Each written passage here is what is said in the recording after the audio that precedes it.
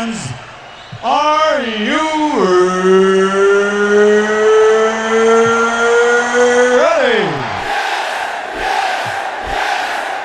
For the thousands in attendance and the millions watching around the world, let's get ready to rumble!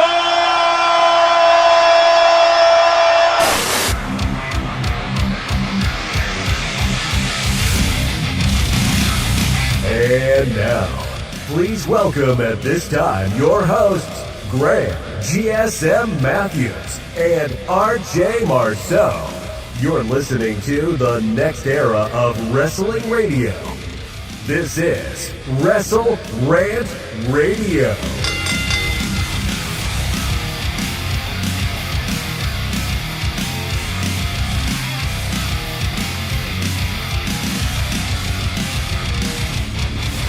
We're back here on WrestleRant Radio for Thursday, February 6, 2025. We are live here on a Thursday afternoon now with Mr. Marceau. Brother, what's going on? I'm doing good. How are you? I am doing well. Now, I say this every single week, but I think I have finally figured out the audio issue. I think you're coming in loud and clear. For anyone in the chat, let me know. And as I always reiterate, it is never Mr. Marceau's fault. It is my fault every single fucking time. And I got Mr. Marceau on a separate browser here on video. I don't have it here on the stream because I'm still figuring this shit out week by week. But you must be in good spirits, brother. Jey Uso winning the Royal Rumble. How was the weekend? What were your how you still feeling coming off the Jey Uso win from last weekend? Yeah, I'm still riding the Yeet high right now. I mean, it was a great night, Saturday night. We'll get into it a little bit further, but it was probably the most excited I've been in a long time watching a wrestling show. So still riding the train 4 days later. I still got to ask, how long did it take you to buy that new Jey Uso shirt? It took me about a day or two to get the high had to go down a little bit, but it was a quick $30 was pretty easy, painless experience. So, but no, it was good. Got to support your boy. Alexis here in the chat joining us. Hello to Alexis. Baby Hewitt as well as Ahmed. Thank you guys all for joining in as we kick off here. We will be reviewing the Royal Rumble. Alexis said RJ sounds good, by the way. So we got the thumbs up, Mr. Marceau, from Alexis. She said you sound loud and clear here on a Thursday afternoon. I see with the praying emoji. Love to see it. Like I said, I'll try to figure out the video end of it for next week. Baby Huey said, I'm great. I'm in my office at work trying to multitask. Well, thanks for tuning into the show, Huey. We appreciate that. Sophia also tuning in as well. Thank you to the chat. I know Daniel, Malcolm, and Fernando were also here a little bit earlier. They are. Yeah, excellent deal. Yep. He's got the salute emoji as well. Alexis said, she's working from home, bad snowy weather. And Ahmed also said, ask him his thoughts on the fan backlash IWC, I would say, on Jey Uso. Well, listen, Ahmed, we're going to get into that. I texted Mr. Marceau. So I flew back home on Sunday. Well, technically Monday. I got back at like fucking 2 o'clock in the morning. It was crazy. But then on Monday morning, Mr. Marceau DMs me, and he goes, this Jey Uso hate is ridiculous. And I go, all I said in response was, because I had a lot to say to what he had to DM me, and I go, we'll discuss on Thursday. We got a lot to talk about as far as Jey Uso is concerned, but we try to go live here every single Thursday. Time varies. Sometimes it's 11, sometimes it's 12, sometimes it's 8 in the morning. Just got to stay tuned, hit the bell button to be notified every time we go live here on the channel. Tuesdays, Thursdays, Saturdays as well. But today specifically, we're reviewing the Royal Rumble. If you're in the chat, if you're watching live as we speak right now, or after the fact, and you're watching this on YouTube, be sure to hit the thumbs up button to be notified. Every time a video goes up, but also to like the video. All the support is greatly appreciated. We're going to build to the Jey Uso stuff. That is the coup de grace of today's talk, Mr. Marceau. We have a lot to get into on that front because I know you're a big Jey Uso guy. And listen, he is headed to WrestleMania, whether you like it or not. He is the #1 contender to one of 2 world championships, and we'll discuss which one that is going to be. Baby Huey says, if you need help with the tech, let me know. I will let you know. I think it should be good. Like I said, I finally figured out how to do audio with Mr. Marceau and not have it like cut out. And it's like I got to say this a million times. It is never his fault. It is my fault every single fucking time. But I gave him a link. He clicked on it, and I think we're good. Next week we'll get him on video because I need to see that beautiful Mr. Marceau face streaming here on a Thursday. I'm looking at him right now, but I know you guys can't see it. And Dylan also said, whoever won the Royal Rumble, the fans online were going to be pissed regardless. And Fernando also said, I understand the backlash. Well, listen, I get the backlash too. I don't necessarily agree with it, but we'll get to it momentarily. Let's not waste any more time. I got to ask you the most important question of the stream here today, Mr. Marceau, and ask everyone else here in the chat as well. Who's winning the Super Bowl this weekend? Eagles or Chiefs? Who you got? Oof, that's a good one. I'm going if I'm going to be honest with you, I honestly don't like either team. Okay. I've always just had a hatred for the Eagles, and obviously the Chiefs have been winning a lot, so people don't like them. So I don't really – I'm not pulling for either team. I'm slightly leaning Chiefs. I mean, seems like they get it done when it matters most. I know it'd be a first three-peat ever in the NFL, so that would be huge. I feel like the NFL would like that, first three-peat. Chiefs, Mahomes, Kelsey, Tay will be all over the TV, help the fan engagement. So I'll go with the Chiefs. Like I said, I don't really care who wins, but I'll lean to the Chiefs. Philadelphia does have a bunch of former Georgia Bulldogs, but I don't know. I've always had a hatred for the Eagles, so go with the Chiefs. Hey, listen, never bark alone, right? You never bark alone.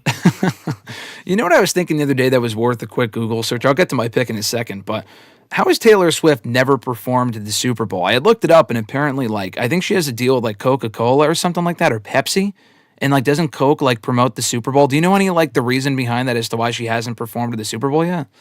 It might be vice versa, because I think Pepsi's the one that does the halftime show. Or they used to. I don't know. I feel like last year was, Apple Music or something. But, yeah, I am surprised she hasn't done it yet.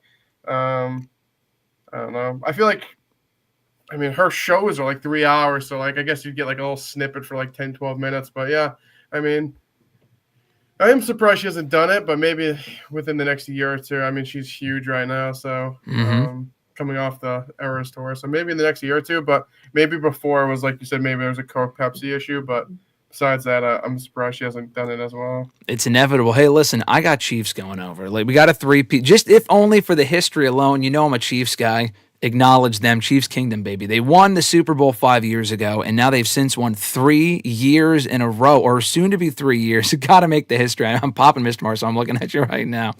Listen, the Mahomes, he's the MVP. We've been talking about this for years now. Chiefs Kingdom, baby. I need to see the history made. Eagles won before. They won back in 2018. They actually won the Super Bowl. Remember, we'll talk about the Royal Rumble, obviously, here in a couple minutes. When we went to the Rumble back in 2018, they had already, I'd say it like this in wrestling terms, they'd already advanced to the Super Bowl, and they ended up winning it. You're shaking your head.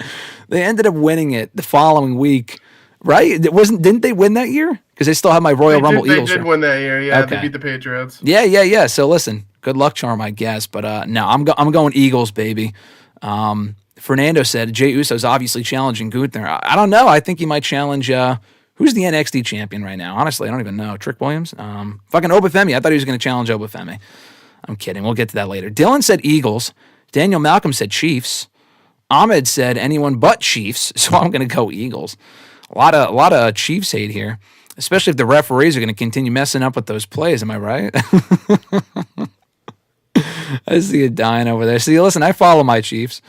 Millennial Noob said, hello, Grim. How you doing? Doing well. Thank you for joining us here today, Millennial Noob. Daniel said, I want to see a three-peat happen because of the improbability, but I won't be mad at the Eagles winning. Hey, listen, if the Eagles win, finish the story, baby. Finish that story and that three-peat. Prevent them from making history. But I'm going Roman Reigns 3 consecutive Mania wins. Like this is Mania 37 through 39. Yeah, Mr. Marceau acknowledging them, throwing up the ones for the Eagles or for the Chiefs. Dylan said their defense is better than their offense. I think he means their defense is better. Oh, okay, offense is better, and the Eagles have squandered. So the Eagles are a better team than the last time they faced off. Is that a fair assessment, Mr. Marceau, from Dylan? He said Saquon Barkley, the running back. Didn't say squander there. but I've been caught in 4K. I think like he's right. I mean, their defense and offense are better than the last time, but hey, Mahomes is the GOAT, so he's not putting anyone over. Yeah, he's not putting a single soul over. Fernando said Mahomes is the GOAT. Yeah, echoing Mr. Marceau's sentiments there. I agree. Alexis with this blasphemy in the chat saying, not Graham pretending to be a sports fan. Listen, I am. Mr. Marceau can attest to this. I'm a massive sports fan, right? He's huge. He's like, he honestly might be the biggest sports fan I know. Exactly. Even bigger than you, which is saying something. Even a bigger football fan. We were going to go to the Super Bowl. It just didn't quite work out. Maybe next year. We were going to be front row and center. Maybe next year. I got a chief on. I got Daniel Malcolm in the chat. Well, first of all, Ahmed said, I saw what did Graham said the Chiefs. He pointed the ones respecting the tribal chief because Mahomes is the tribal chief. Daniel Malcolm said, squander. He was laughing at the fact that I said squander. Squander Barkley is the GOAT. That's what Daniel Malcolm said. Yeah, man. I probably should have done my homework before today. But listen, I know I'm messing up. I'm just, it is what it is. It's Royal Rumble week. I'm still catching up on my sleep, so it is what it is. Not for this fake football nonsense. Let's get to the real wrestling reviews here. We're talking Royal Rumble from this past weekend, and overall, good show, I would say. Spirits were high coming off this show, but if you look on YouTube in the dislikes for Charlotte Flair and Jey Uso winning the Rumble, you would not think so. You would think this was Royal Rumble 2015. And the Charlotte one I can kind of understand.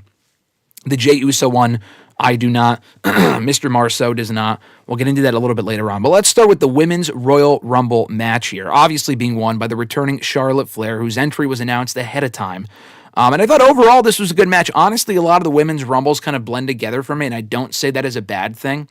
I think this was a very good match, specifically the second half. I was thinking of you, Mr. Marceau, in the first half when they had, thankfully, Katana Chance, Kaden Carter were not out there, but like PFC comes out, B-Fab comes out. I know she's a regular on SmackDown as of late, but these are people that the crowd largely does not give a shit about. And I don't want to say they're wasted spots because, it's nice that they're in the match and they're on the show and they should be rewarded and get their paycheck, whatever. But as a fan, I don't really care. And I can't imagine too many people popped huge when they saw Zoe fucking Stark come out or Sonya Deville, God forbid. And again, these women are fine. Their group is okay. I just don't personally give a shit, and I can't think of too many people who do. So the first half was okay. Kind of took some time to pick up the pace. They took a while to get some stars out there and some surprises, but you had a lot of surprises. For the men's match, not a whole lot of surprises. No NXT involvement in that match, surprisingly. But in the women's one, you had Jada Parker, Lash legend, Roxanne Perez out at number 3, who you kind of expected to be out there because she's currently feuding with Bayley. But she had an amazing Iron Woman performance. Has to be main roster bound soon. We'll get to her a little bit later on. Trish Stratus coming out, 25-year anniversary. That was heavily rumored that she might be in the match. She was.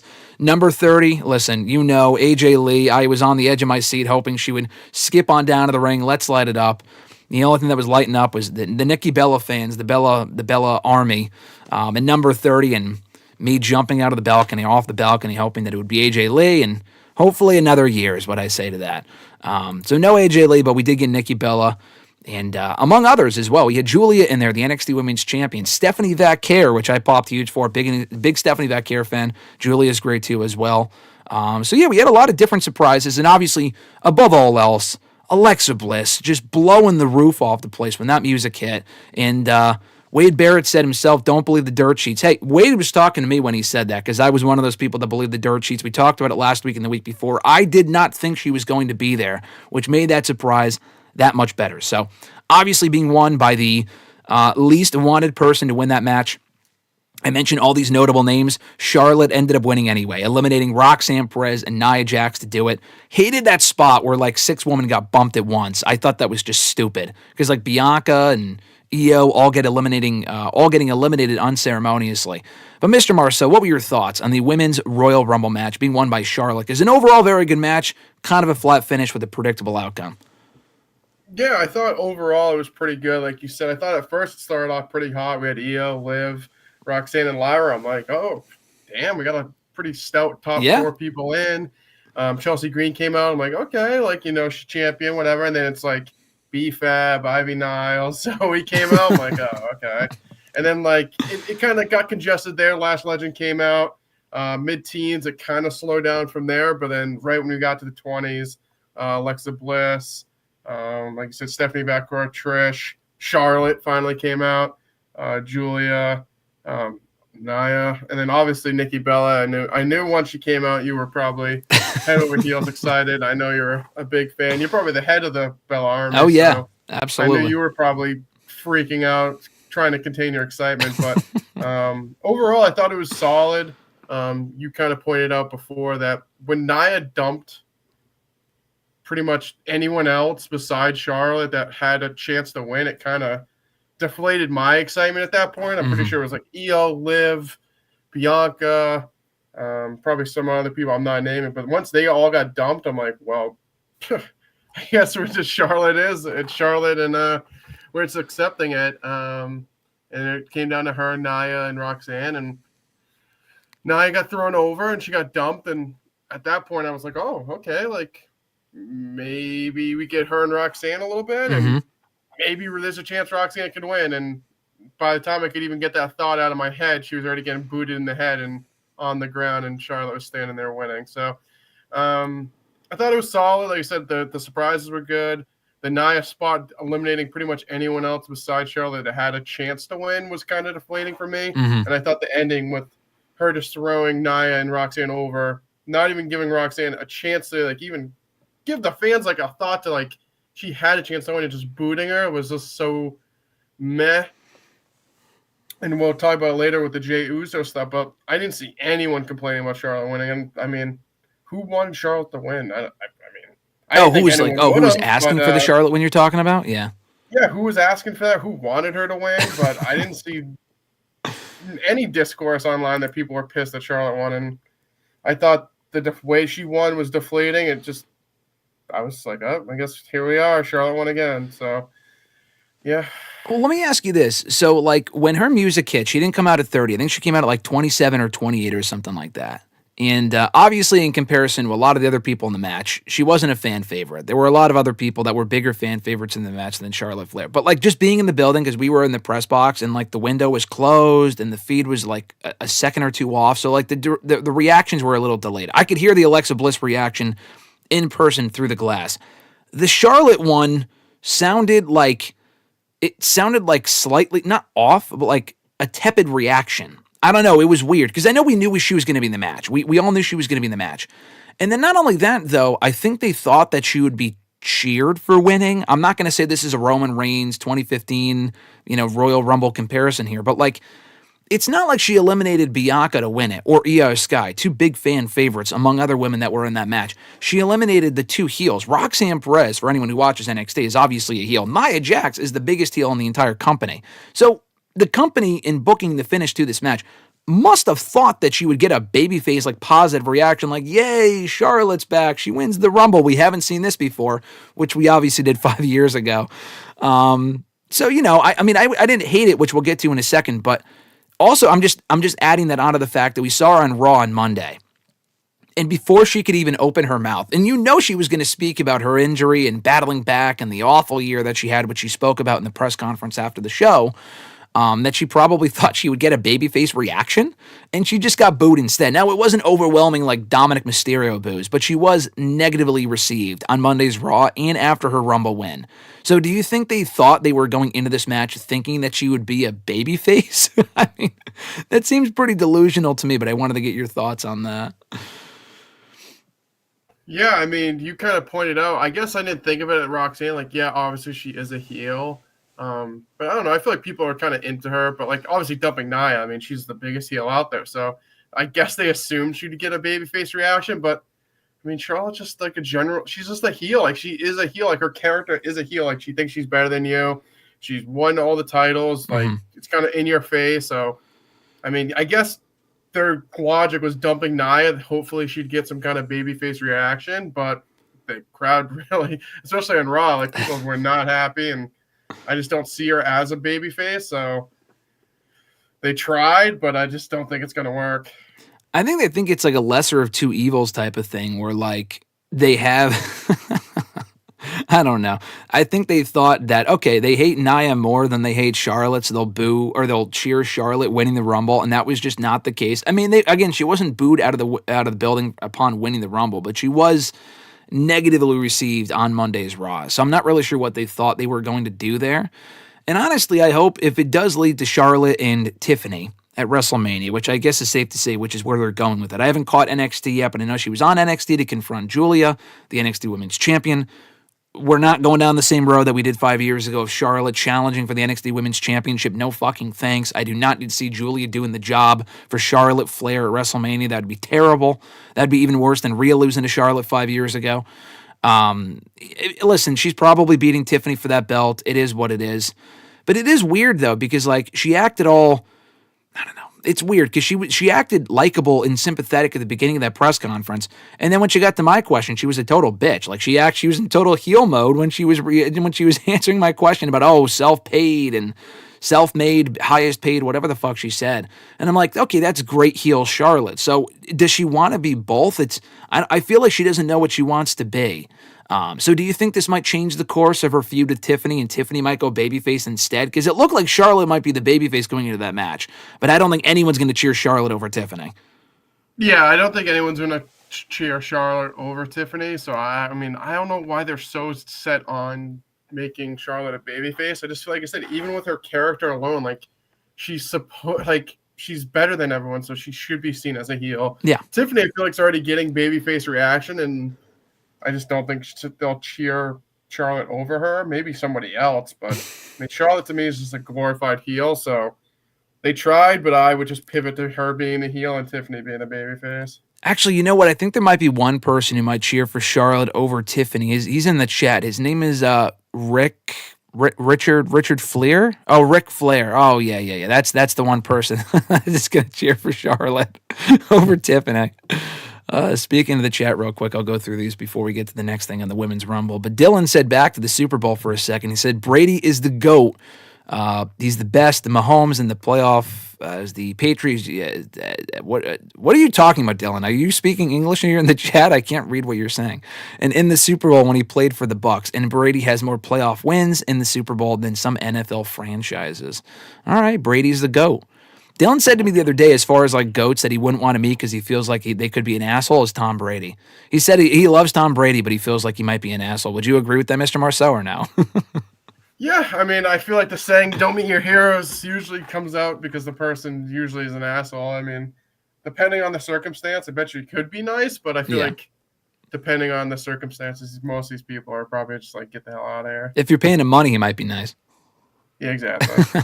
Well, would you say that about Becky Lynch? Because we ran into her at the SummerSlam tryout a couple of years ago. Did she live up to your expectations or not so much? Love the hesitation.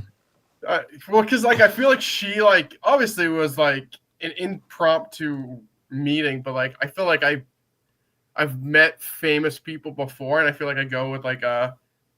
Like it's not like I'm like, hey, like fucking talk to me, but like I feel like I went like the most professional you could. Yeah, like, you did. Hey, yeah. Like, excuse me, like any chance to get a picture quick, and I feel like she was just like, dude, get the hell out of here. Seth was really nice. I feel like he was nice about it. We chopped it up a little bit after, and she kind of jumped in, but I feel like Seth was the more open to a conversation after the fact. But we didn't meet her again for the book signing, and she was nice there. But like I said, I guess depending on the situation, but like I always try to be professional and not like quick interaction. I'm not looking to chat their ear off here. I thought you had like 7 action figures with you that you were hoping to get signed. I thought that you had those stuff in your back pocket. No, exactly. That's another thing. It's not like I'm looking for them to sign anything. It's just a quick picture, quick picture. Yeah. That's all I'm looking for here. Exactly. It was just the funniest thing. I'm talking to someone at that event in Nashville a couple of years ago, and I look over my shoulder for Mr. Marceau, and I go, wait. I think I said something to him, but I realized he wasn't next to me. I go, wait, where'd RJ go? And then I see in the distance by one of the rings because they were doing the tryout for the NXT people. I just see him talking to Seth Rollins and Becky Lynch. I'm like, what the fuck? It was just so funny. And they were, Did Becky say fuck the Red Sox? What did she say? Yeah, we were talking about the Red Sox. I think it was like you came over and they're like, oh yeah, I work for Bleacher Report. I was like, oh no, I work for the Red Sox. Yeah. And then we discussed the Red Sox. And that she likes the Cubs because he likes the Cardinals, who are like rivals, and they both said fuck the Red Sox. Okay, perfect. And then she said she went to a concert at Fenway, so we discussed that as well. But, that's cool. Yeah, it was a decent interaction. I will say this, fun fact, Mr. Marceau had the same profile picture on Twitter for literally over a fucking decade of him at WrestleMania 30, and he only recently just changed it, and I keep forgetting to bring it up to him, and it is the picture of him with Seth Rollins and Becky Lynch from the summer of 2022. I love, what prompted you to change that now? It just, I needed a more new picture of myself. Wow, okay. It was 10 years old. I mean, I looked like a little puppy in that picture. I had to change it. You were a baby Marceau, you were a mini Marceau in that picture from the Endicott College days. I had to change it. Fernando said the Rumble was fire. Ahmed also said the Charlotte one was understandable. I'll ask about that. I'll ask Mr. Marceau about that in a second. The women crushed it. I thought it was a good match, especially in the second half when you had more star power in there.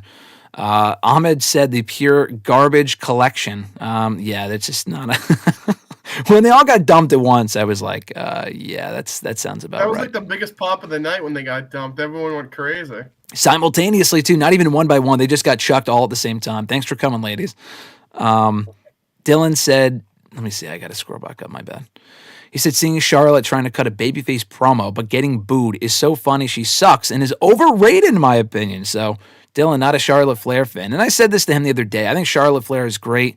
I think her delivery on the promos is fucking awful, though. She's just not sympathetic or likable as a character. I've talked to her out of character, and she's great. I just don't understand why we can't see that Charlotte on TV. Daniel said, I did see this. Daniel said, did you see the picture of Shotzi sitting in the back in the locker room? I felt bad. Did you see that, RJ? I did not see it, no. Yeah, there's a picture of, I think, with Trish with Natalia or something, and you just see Shotzi on her phone in the background in the locker room. It's like, yeah, you got the boot for Alexa Bliss. Oh, sorry, honey. But yeah, no, the Alexa Bliss thing, that was a real situation. The whole contract thing, they just came to terms on a new deal that morning, apparently. So the reports were correct, to be fair. Even Ahmed said, don't worry, Graham, Wade was talking about Meltzer. I mean, Meltzer wasn't wrong, though. They did say that they were far apart on money and they might not come to terms with the deal. If that's what was said, that's not true. And I don't even think it was Meltzer who said that. I think it was actually Mike Johnson, a PW Insider. I could be wrong, but it wasn't Fightful. It may be Meltzer. I'm pretty sure it was PW Insider, though. Muhammad joining us here today as well, saying happy Thursday on a Thursday afternoon. I hope you're doing well, man, and same with everyone else. Well, thank you for joining us. He said it's going to be wonderful to be here because it's going to be awesome. And Ahmed also says, I agree with Dylan. The company, for some reason, is high on her. I mean, Charlotte's great. It's just, I don't know. I just don't really give a fuck about her being back in the title picture, but that's just me. Fernando, I totally forgot about Jordynne Grace. Jordynne Grace obviously arriving here in WWE, making her official WWE debut. He had said what Jordynne Grace did to Piper Niven was amazing. Would you agree with that, Mr. Marceau? I thought she made a great showing in her first official match as a WWE superstar. Yeah, her doing like the Death Valley Driver to Piper was probably one of the bigger moments of the match. I mean, that's just straight strength and craziness. So that was definitely like the one big spot for the women's match that will definitely they can put in the video package and kind of push that. But I thought it was amazing strength, and it was definitely one of the highlights in the women's matches. Yeah, for sure. She's off to a strong start. It was reported soon after that she might be going to NXT first, and this is exactly what we said we didn't want to see happen. And she got tossed up by Julia. So it sounds like she might face Julia at Stand and Deliver, which it's like, that's going to be a great match, but she doesn't need to spend any time in NXT. TNA was her NXT. She even spent time in NXT last year when she was in TNA. She does not need to go to NXT. They have Zarya, they have Stephanie, Julia, Roxanne Fornal, Cora Jade, among many other women. So Ruka, Kalani Jordan, Jada Parker. They do not need Jordynne Grace. Fallon Henley is another one. They don't need Jordynne Grace in NXT. But it sounds like she's going to NXT anyway. So, Mr. Marceau, any thoughts on that? Jordynne Grace going to NXT first before the main roster? I mean, I guess it'll just keep her busy in the interim. I mean, if they're not going to do anything with her now, at least, like you said, like she can go down NXT face Julia. But, I mean, if she's on Raw and SmackDown now, I don't really know exactly what you do with her. Mm-hmm. So maybe just holding off till after WrestleMania. But, I mean, they also just have a ton of people on the main roster. They're not using it right now anyway. So putting her on the main roster just to twist the wind. I mean, I'd rather her go to NXT and at least do something for now. Yeah, I guess it would depend on the plan and whatever they have, in line for her at WrestleMania if she were to be on the main roster. Millennial Noob said the Women's Royal Rumble match is good, and yes, I understand the Charlotte Flair hate. The hate on her started when she got called up to the main roster until, I believe, 2018. I mean, the hate with Charlotte Flair is ongoing. It did not end. It is ongoing issue. I mean, she wasn't really hated on when she first got called up because they desperately needed someone like a Charlotte Flair in the main roster 10 years ago. It probably started in 2017, 2018. Even in 2016, then, when she was beating Sasha every fucking pay-per-view for that belt, I mean, people were feeling the Flair fatigue even then. I remember that. Fernando said Roxanne was the Iron Woman. Very happy for her. Yes, she did have a great performance. She came out at 27. I'm a little delayed here on the chat. So, Charlotte came out at 27. Fernando said WWE will never make face Charlotte happen no matter how much they try. She's a natural heel. Tiffany has to go over. I agree. Ahmed even said, stop, Graham. Tiffany should win. I want her to win. Listen, we all want her to win. I'm just telling you the reality. This is what we do here. We talk about what we want to see happen, but we also have to acknowledge what's probably going to happen. Charlotte Flair, 15-time world champion at WrestleMania. Is that just a harsh reality we have to deal with, Mr. Marceau? I mean, I guess so. I mean, I don't want to see it happen. It doesn't need to happen either. I mean, just like her winning the Rumble didn't need to happen. No, of course not. Like, is anyone even like remotely close to her? That's like another thing. It's like she's had so many title reigns. Is anyone even close to her? Like, no. That's my question. Like, I assume Becky's probably up there, but like 15-time, like. I feel like that's a lot. I think Mickie James, but she was like 9 or Trish too. She may have been 8 or 9.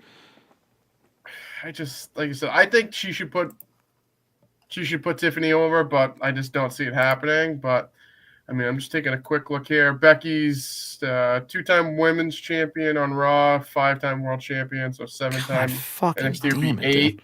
So she's not even close. So I mean, I think her winning, I would be surprised if she won and then lose at WrestleMania. I mean, unless they really wanted to put 2-time Royal Rumble on her ballot, like she really needs it. But besides that, I would be very surprised if she lost to Tiffany. I mean, it's funny you say that. I'm fucking dying here looking at the chat. Lewis said, all right, let me see here. Ahmed started it saying Charlotte should be at the point in her career to put over new talent. Yeah, well, I mean, she does put over new people. That's true. It's just that she's not. Maybe she'll put over Tiffany at SummerSlam. She ain't losing at WrestleMania, I don't think. Hey, I'm not saying she won't. That she will definitely. There's no chance of Charlotte losing. I just don't think she will. But Lewis did say Tiffany's over and should get the win. I agree. I just don't see it happening like that. Fernando said Tiffany is the hottest female wrestler right now. Charlotte has to do the right thing and put her over. Again, she's not going to. So, I mean, we can... Seeing is believing, but it's probably not going to happen. Matthew, I did not see the PCO tweet, and holy cow, was he wildin'? No, I don't know. I haven't... if you're talking about the tweet, if he said something today, I haven't seen it. If you're talking about the PCO tweet, like... Because PCO said that he was going to face Kenny Omega or something like that at Double or Nothing 2019. Mr. Marceau, we almost saw PCO and Kenny Omega at Double or Nothing 2019 instead of Kenny Omega, Chris Jericho. I know you would have paid top dollar to see that. I was almost on the first space exploration, too. Yes, exactly. Nick joining us in the chat saying, yo, Nick also said, if Charlotte wins anything at WrestleMania, I will sue the WWE. Well, you better get your lawyer ready, Nick, because she's winning that belt at WrestleMania. Charlotte Flair ain't back acting like a heel for nothing, so get your lawsuit ready. Millennial Noob says, or better yet, PCF, pure cannon fodder. Yeah, no one gives a shit about the Pure Fusion. No one cares about Pure Fusion Collective. Muhammad also said, my girl Mandy Rose did not return to the Royal Rumble, and I was having a hard time watching the Royal Rumble. Did you have a hard time watching the Rumble because Mandy Rose wasn't there, or did you just have a hard time watching it for whatever other reason? But, yeah, no, Mandy Rose was not there. I know we were all hoping she would come back and face Tiffany at WrestleMania after Mandy Rose got all bothered by Tiffany stealing her material. I think Mandy Rose might come back at some point, but it was not it was not at WrestleMania. I think I might have popped Mr. Marceau there with that one. Were you disappointed you did not see Mr. or Mrs. Mandy Rose, RJ, in the Women's Rumble? I was not. I know she's upset about Tiffany stealing her line of what was the line again? Like keep my name out your mouth. Yes, that's what it was. Yeah. Oh, put some respect on my name. That's what it was. Put some respect on my name. Yeah. I forgot that was trademarked and. You're gonna get sued because you just said it. Yeah. God, the lawyer's gonna call me now. I forgot that's trademarked and I can't be saying that, but. No, I mean, I think at this point at this point I doubt she's coming back anyways. I mean, so But no, I didn't even think about it. I was hoping for AJ Lee. We got Nikki Bella instead, who I think is back for an actual run, by the way, for those asking. I don't think it was a one-off. I think she's like back. Daniel said, for me, the Charlotte Flair hate started when she beat Asuka at WrestleMania. I mean, it started a lot earlier for me than that, but that was pretty stupid. She ended up losing it like a couple days later to Carmella, so that might have been why they did it. But yeah, her beating Asuka was... I'm glad it happened at Mania, but I'm still shocked they did that because Charlotte absolutely did not need it. Ahmed said, I actually thought Charlotte's first women's title reign was good. Yeah, it was 10 years ago, so I agree. It was a decade ago, but yeah, her first reign was good. Jose joining us saying, yo, thank you for joining us, Jose. Daniel said, imagine Charlotte going on a streak like Cena is now losing hella singles matches. Chef's kiss. Yeah, no, Charlotte is not going on a losing streak. She just won on Saturday. She's not going on a losing streak. I would love to see it, but it ain't happening. Dylan said, I front remember. I don't know what you're talking about, Dylan. You gotta use like English here. I don't know what you're saying. I remember Charlotte winning the top titles 14 times. That's crazy. Unfortunately, Tiffany will get buried. I don't think. What are you laughing at over there, RJ? What are you? He's muted. I see him laughing though. I don't know what he's laughing at. Is Tiffany gonna get buried, RJ? What's going on there? I don't think she's going to get buried. No, I'm laughing really hard at Dylan's next comment in the chat. Oh, God. Okay. I'll look at it in a second. But no, I don't think she's not buried, but like yeah. a win would definitely help her. I mean, a loss wouldn't go as far as buried, but I mean, it won't hurt her, but it won't help either. So, yeah. Should be fine. At least she gets a singles match. I think I'll help her go babyface and she'll be fine. Yeah, she'll be fine. Definitely not buried. I wouldn't get the shovel out quite yet. Matthew said, PCO talked about Mariah May. That's fucking random. I'll have to look that up after we're done here. Ahmed said, Josh Beck, fuck you, Triple H, if Charlotte wins. Yeah, I love that clip. It's from that documentary that came out like a decade ago, and Josh Beck is sitting in a crowd with SCU, actually. Christopher Daniels and Frankie Kazarian are right next to me. He goes, we fucking hate Triple H, or whatever it is. I saw people sharing that after Jey Uso won the Rumble. I do not agree with that sentiment, but that is a funny clip, though. All right, is this the Dylan chat that you're talking about? Mariah May did us all as singles. All of us as single. Single dudes a favor last night on Dynamite. If you know, you know. Is that the comment that you're talking about, RJ? Yeah, that got me good. We were watching it together last night. Hey, Toni Storm plays a great Mariah May. I'll tell her that much. Hey, listen, I'll also say this. It would not be a bad thing if she played Mariah May more often going forward. She looks exactly fucking like her. Doesn't anyone say that most of the time in WWE? Yeah, exactly, Ahmed. If you're talking about the Mandy Rose line, people use that line all the fucking time. It's stupid. Muhammad said the second reason, and maybe the first reason too, Daniel said, as if Mandy was the one that created that line, LOL. Exactly. It's just, I don't know, it's kind of a delusional thing to say. It sounds like a desperate attempt to gain fucking attention. Dylan said, rapper Birdman made that catchphrase popular. Yeah, I heard Birdman saying, yeah. You know who Birdman is? I have no idea who that is, RJ. Yeah, he's a rapper from like 20 years ago. Well, I guess he said it first before Mandy Rose, so I guess she's going to have to start suing him too. Nick said, the biggest loss of the Rumble was no R-Truth. You know what I'm sorry, Nick, to say this. I'm happy R-Truth did not pop up. We got the one comedy spot with I Show Speed, which we'll get to. And I didn't give a fuck when he showed up because, like, who cares? Yeah, I know, you're acting all shocked. I don't care what I Show Speed. I'm sorry. But then he got speared out of his boots. It was great. I assume you liked I Show Speed, RJ. I loved it. The great spot. It was a great spot. No, I ended up liking the spot. When he first came out, I'm like, what are we doing here? But they got their numbers from it. I will say that much. They got their numbers from it, so I can't blame them for that. Richie joining in, saying, I'm here, big dog. Holy moly, 17 people watching. Yeah, I appreciate everyone tuning in, listening to his rant about Toni Storm and Mariah May and the Chiefs and the Eagles and whatever else, Mandy Rose and whatever else we're talking about here in the Royal Rumble. Matthew said, I said this, the PCO question, will love you to work with you one day, this girl from AEW, and what story will you pitch? This is PCO's response. She should marry me and her, and I could conquer, and we could conquer AEW together. I think she has a solid and healthy neck. Simply the best all around. What the fuck? Why would he say that? That's a very strange thing to say. Mandy needs to get over herself. Yeah, I agree, Fernando. Thank you for chatting in. And Millennial Noob said, I was hoping that Asuka was showing up at the Rumble. He's a big Asuka fan. No Asuka. I was thinking of you, Millennial Noob. No Asuka at the Royal Rumble.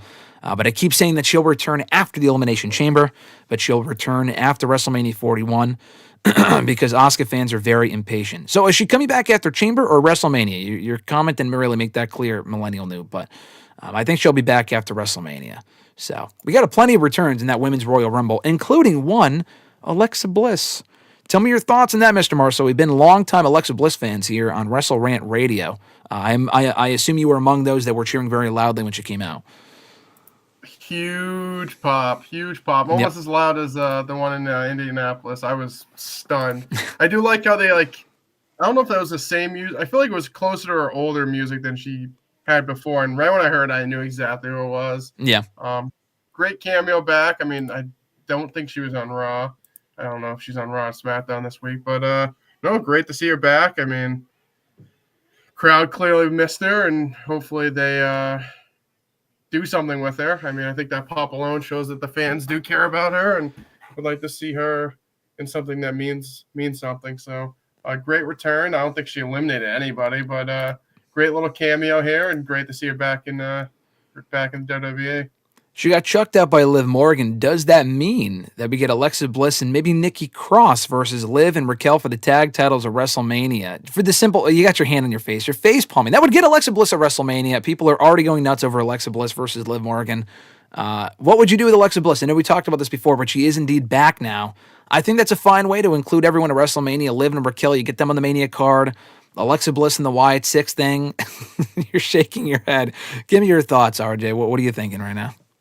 I mean, she was just with the tag team with Nikki Cross. Yeah, I know. Different, but come on. I mean, also can't stand the whole everyone's got to get on the card. If you don't make it, you don't make it. Tough shit.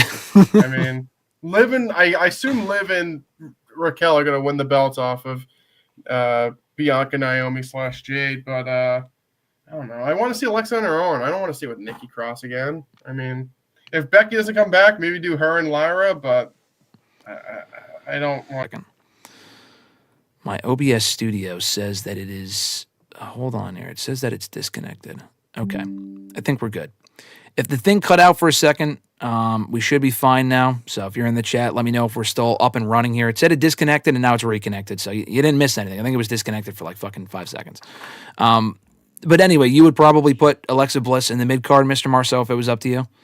Yes, sir. I do not want her with the Y6. I think on TV should be wasted. Yeah, no, that's fair. I think she's going to be at what was I going to say? SmackDown. I know the initial report she was Raw bound, but I think they changed their mind. She was not on Raw this week to answer your question, and I think she might be on SmackDown. So maybe her and Chelsea Green at WrestleMania? Question mark. I mean, I don't see that happening, but I don't see Chelsea in a one-on-one match at Mania. So maybe a multi-woman match, but I don't see her in a one-on-one match at Mania. Yeah, no, I think a multi-woman match would make sense. It's saying we're good now. All right, cool. Thank you for the update. Were you surprised not to see Jade Cargill or Becky Lynch in the match on Saturday? Because I certainly was. Yeah, I mean, I think I was pretty surprised, kind of after the fact. I mean, once Nia came out, obviously it could only been one of them. And then obviously your girl, Nikki Bella, came out at third. And so I was surprised that they both didn't come back. We kind of discussed it on via text. I mean, I guess you could bring them both back on TV and make it that a bigger deal. I mean, if they're not in the Rumble, it's not the biggest deal overall. So I think you could save those for TV and make TV more exciting. So looking back at it, I'm not as upset about it because I think it makes sense to bring them both back on TV.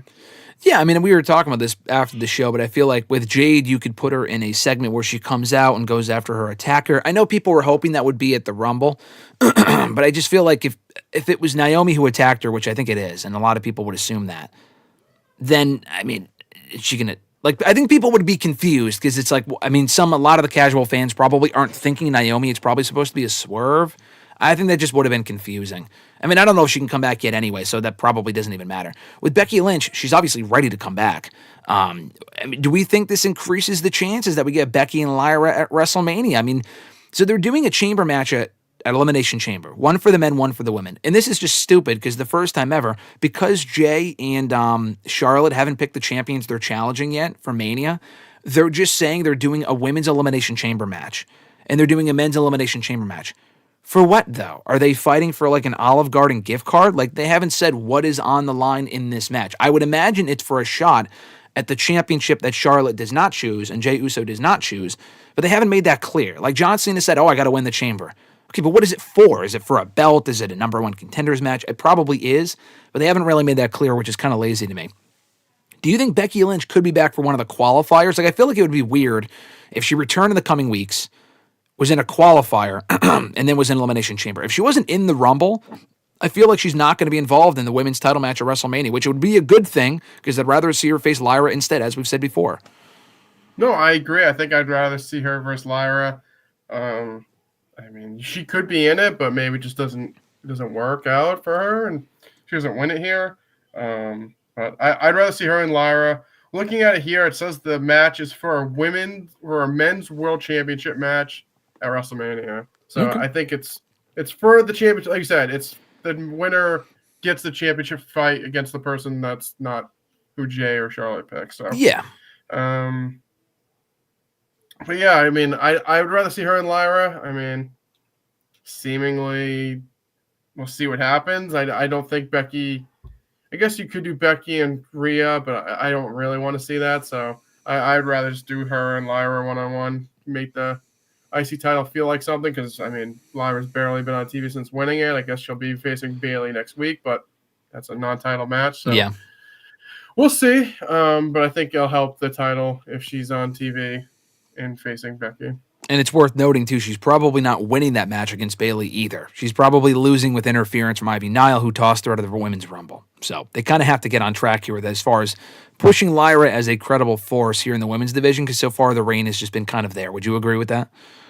Yeah, they need to do better. Yeah, they definitely got to do better. But the Women's Rumble overall was good. We had the 2 out of 3 falls match for the WWE Tag Team titles, Motor City Machine Guns and DIY. The first fall was way too quick. Second fall was better. The third fall was great. The issue is the overall match, I think, went under 15 minutes. Like, they could have gone 15 minutes in a regular match. Like, if this was a regular match, you're telling me that it would have ended in 3 minutes? That's fucking ridiculous. So this really did not need to be a 2 out of 3 falls match in retrospect, but I thought it was fun while it lasted. The crowd was seemingly getting into the action right before they went to the finish. I did not like the interference finish. It protected the Guns in defeat. That's fine. And it sets up a triple threat tag team title match probably for Mania, although that's not for another 2.5 months. So I don't know how far they can drag this out for. But I thought the match was good, and the Profits are back, costing the Guns the belts, but they also attacked DIY afterward as well. So it looks like they're just going to have more of an edge in betweeners here in this situation. So I thought the match was good. Not much more to say about it beyond that. But what were your 2 cents, Mr. Marceau? Yeah, I thought it was a decent match. I mean, I ran up, got some popcorn, grabbed a drink, came back. One fall was already down. Like I said, I feel like it kind of never really got to the next level. I thought it was a fine match. The interference, I felt like, was not necessary either. You could have probably done that after the fact. I guess it did protect the most of the machine guns, but, I mean, the worst part is they attacked them and they attacked Gargano and Ciampa after the fact. I mean, I guess like they attacked them to help them win so they could face them because they're the ones who attacked them to begin with. But I don't know. It's just kind of weird. I feel like the Profits, are they faces or they heels? Like they kind of been in the middle. But I thought it was a fine match. Fine after the women's to kind of resettle yourself. But overall, I think the team we picked won, and no issues on that from my end. Yeah, no real issues on that end. It was a nice, I don't want to say filler match. It's funny because I'm complaining about them getting more time. The show went 4.5 hours.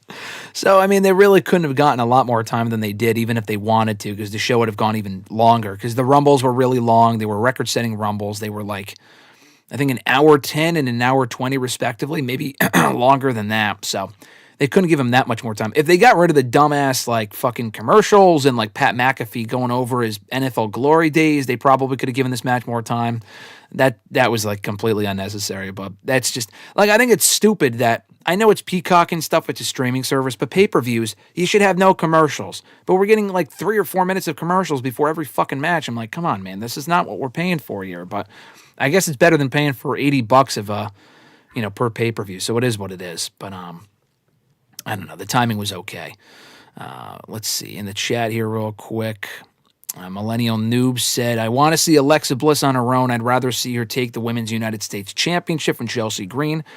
I wouldn't complain. That would be a nice match to do. And he also said, I would rather see Becky Lynch and Lyra Valkyria at WrestleMania 41 because Lyra's run with the Women's IC title is just cameo appearances, and that's it. I mean, honestly, so far, yeah, she was standing in the crowd this week, standing in the crowd a couple of weeks ago.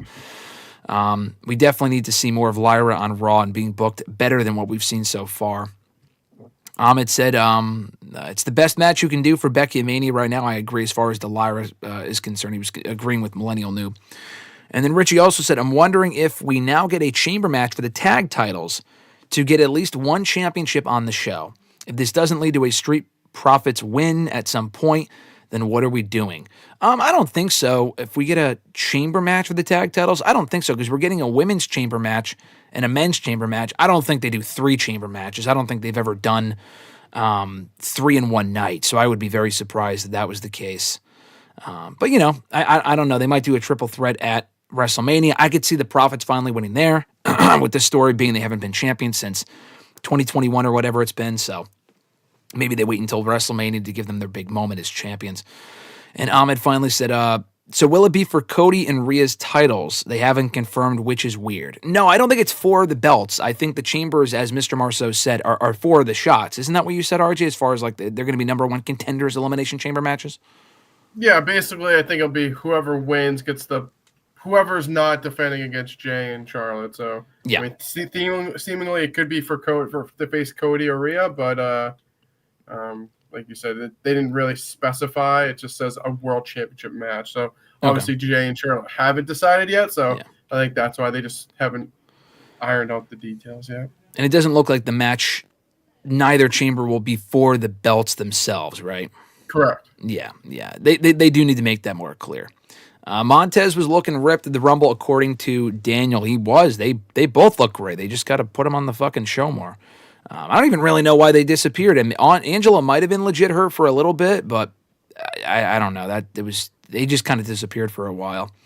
And Reggie said they probably wouldn't want to oversaturate the chamber matches. Definitely could see a triple threat at Mania more than anything. I would go triple. I know we just saw a ladder match, which we'll talk about in a second. I could see a triple threat TLC match because WrestleMania 2025 this year, WrestleMania 41 will mark 25 years since the first TLC 3-way ladder match or whatever. So I could see them doing a TLC match at Mania with the Guns and DIY and the Profits. I mean, hashtag book it. What are your thoughts on that? Sounds good to me. Sounds good to me as well.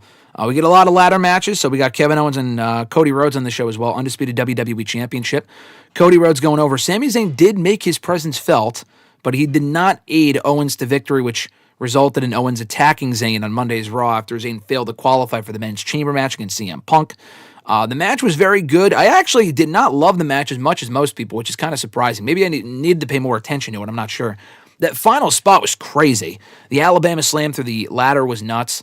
I don't know. I think I was just expecting a little bit more. More people in my section of where I was sitting were like, oh, that's it for like the finish, because I thought Sami Zayn might do something. And people were thinking, oh, maybe Owens got hurt, and that's why they didn't do more. I mean, he was on Raw, so he wasn't that hurt. I thought the overall match was very good, though, and Rhodes retaining, there was no doubt about the outcome, but it was a good match. Despite the predictable outcome, I thought it was good for what it was. So where did you fall on this spectrum here, Mr. Marceau? Great match, bad match? Did you care about it? What were your thoughts? Yeah, I thought overall it was a good match. I just think the finish was flat just because, like you said, I think we were expecting more. Like, he laid out Owens with that Alabama slam on the ladder, which looked crazy. Yeah. But then, like, he just kind of just rolled in. And, like, the way they were even shooting it on Peacock, it looked weird. Like, you're kind of, like you said, kind of waiting for Sami to do something, and he just didn't. And then Cody just went up and grabbed both belts, and we move on. So it was a good match. I thought they had some good spots. The finish was left some to be desired. I was expecting something to happen, and nothing did, and then Cody won, and I feel like the crowd was like, oh, okay. Yeah. So, I mean, it was a brutal spot, so maybe they were kind of worried about it. I mean, he was on Raw, but he looked like he was still in some deep pain. So, True. Overall, I thought it was a good match. I just thought the finish was kind of, like you said, it just was there. People expected more. Yeah, slightly anticlimactic. So I thought it was a good match. Finish was good. Outcome was what we expected. Like you said, Owens looking worse for wear on Monday night. What does this mean? Do we get Owens and Zayn at Mania? Do they start the build now with Owens attacking Zayn on Raw? Or do they do what I kind of expected, Owens and Zayn at Elimination Chamber in Toronto, with them both being Canada boys, which would allow for Owens and Randy Orton at WrestleMania, who was taken out by Owens back in November? Yeah, I mean, I wouldn't hold off to Mania at this point. I mean, I know people are saying it, but I mean, it's still like over almost 3 months away because it's at the end of April. So, I mean, I would just do it at Elimination Chamber. Like you said, I think Orton and Owens is the match for Mania. So, I would do Zayn and Owens at Elimination Chamber. Probably put some kind of stipulation on it. But I think Owens and Orton's the path for Mania. I agree. I think that's the match to do in Mania. Doesn't have to be for a championship. It just kind of makes sense. You could do Owens and Zayn, and then what you would do with Randy Orton is have him face Cody Rhodes, because Cody Rhodes' opponent is not clear. Cody Rhodes, they said he was not at the press conference because they said he was too injured. He was hurt coming out of the match, the ladder match. So we don't know what he's going to be doing at WrestleMania. I don't know if he'll be on TV for the foreseeable future, which kind of puts SmackDown in a precarious position, because SmackDown at the moment has no fucking star power. Roman Reigns, I doubt, will be on SmackDown anytime soon. They even said he'll be out for the foreseeable future. Cody might be out for right now. What does that leave SmackDown with? Shinsuke Nakamura? I mean, they don't really have a lot of top stars over there right now, and he got almost no reaction when he came out. So let's talk about it. I popped Mr. Marceau with that one. Let's talk about the Men's Rumble, Mr. Marceau, being won by Jey Uso. Before we get to the outcome, thoughts on the match itself. I thought this was again, another really, really good Rumble. Probably the best Men's Rumble since, I would say, maybe 2020. I know the 2022 one won by Brock and Bad Bunny being in there and Shane was your favorite, but I think this was even better than that. And I thought this was a very well structured Rumble, great wrestling to start. Penta and Rey at 1 and 2, some nice surprises. Joe Hendry coming out to a great reaction. Place went fucking nuts for him. Kind of expected him to be there representing TNA, but it was very cool nonetheless. Roman Reigns coming out in the middle of the match, that shocked me. I thought they would wait for all the big stars to come out at the very end, but they had Cena and Punk and Rollins back to back, which was awesome. Great moment there. Place went ballistic for that shit. Jake Fatu looking like a star. I thought he was great in there. Penta was in there. I think he was the Iron Man. I think he lasted longer than anyone. And you furthered the feud with Braun and Braun Strowman rather, and Jacob Fatu.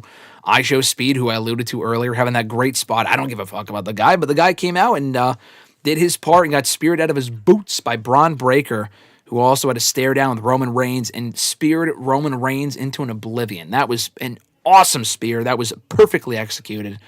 And then the final, not even the final 4, the final 10 was beautifully done. Literally, as soon as number 30 came out, Logan Paul, who could have realistically won this Rumble, you were in a spot where any one of those guys, including the returning AJ Styles, who's back with the OG music, which is awesome, any one of those guys could have won this match. And then one by one, Knight got dumped, Priest got dumped, Drew got dumped, and there was some heat there, is he, whatever, was that a botch, or he was pissed about it? Is that real? Is it a work? We don't know. I guess he's not happy about facing Damian Priest in a nothing match at Mania, which I agree with, by the way. That is a nothing match. We've already seen that match. They headlined Clash of the Castle. There's really no reason to go back to that match. I don't give a fuck about that match. Hopefully they can figure that out. But the final 3 with Cena, Jay, and Logan was especially great because you knew Logan Paul could have won. Cena could have won. That was my pick. I figured Cena was the predictable pick. No way Jay actually wins. I would love to see him win. Don't think it would actually happen. And then it did. And they had him go over John Cena, and the place went nuts. The internet did not exactly agree. We'll get to that in a second. I know I mentioned a lot there, but the Royal Rumble match, Men's Rumble, Mr. Marceau, overall assessment of the bout. What were your thoughts? Yeah, I thought it was great. Like you said, I think at first it was a little slow. I mean, I like Ray and Penta, but then you had Gable, Hayes, Escobar, Otis. Yeah. You're okay.